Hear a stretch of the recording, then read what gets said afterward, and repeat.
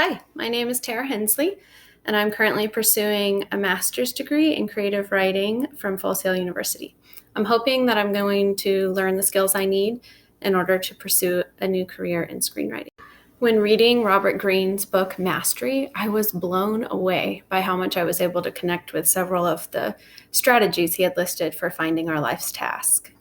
For strategy 1, return to your origins, I immediately thought about all of the reflecting I've done in recent months. I remembered how I spent my time as a youth. Whether I was in elementary, middle, or high school, many of my days were filled with reading, writing, and watching movies. Looking back, I could clearly see that I had a true love for great stories, and I still do.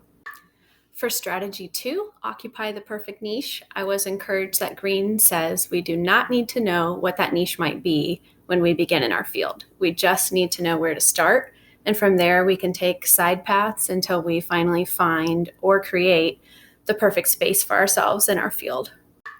Strategy 3, avoid the false path, really resonated with me the most. I feel liberated from a path I was pursuing just months ago of shopping for literary agents and trying to get my book published. I struggled with motivation for months. I felt crushed by my book. I regretted writing it at times. And I had general feelings of wanting to just run away or curl up in a ball and cry. I did not understand the power this book had over me, why it angered me so much, and why it felt like it was slowly killing me. I had enjoyed writing it. I believed it was worth my time and effort, and that recording this story mattered greatly. So why did I want to burn it into oblivion? I think it's because though there were good and pure reasons for wanting to write this book, there were also quite a few other motivations all mixed in. I knew deep down that I wanted people to think of me a certain way after reading my book. And what I realized is that even if I succeeded in earning this desired reputation, it wouldn't satisfy me because it's not who I really am. Coming to these conclusions was absolutely liberating for me and helped me find my life's task.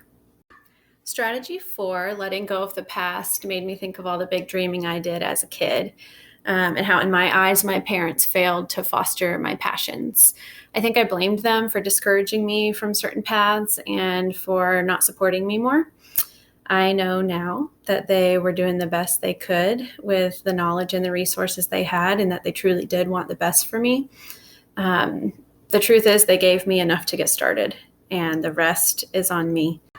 For strategy 5, find your way back, I felt a sense of comfort reading about how switching careers will be full of both challenges and rewards. It will require patience and a long-range view for success. I'm encouraged by the longer process because rewards are so much sweeter when you've worked hard toward them for a really long time. My dream career is to be part of a writing team that gets to adapt novels for the screen like George R.R. Martin's A Song of Ice and Fire series.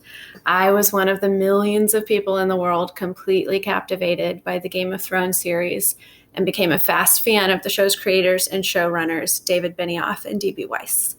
I realized that if I could wave a magic wand and trade places with either the author, George R.R. Martin, or the showrunners, the two Davids, I would choose to be one of the Davids in a heartbeat.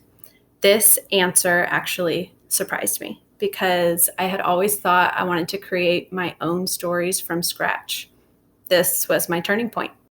One evening, after watching a Game of Thrones episode, I started YouTubing interviews with the Davids.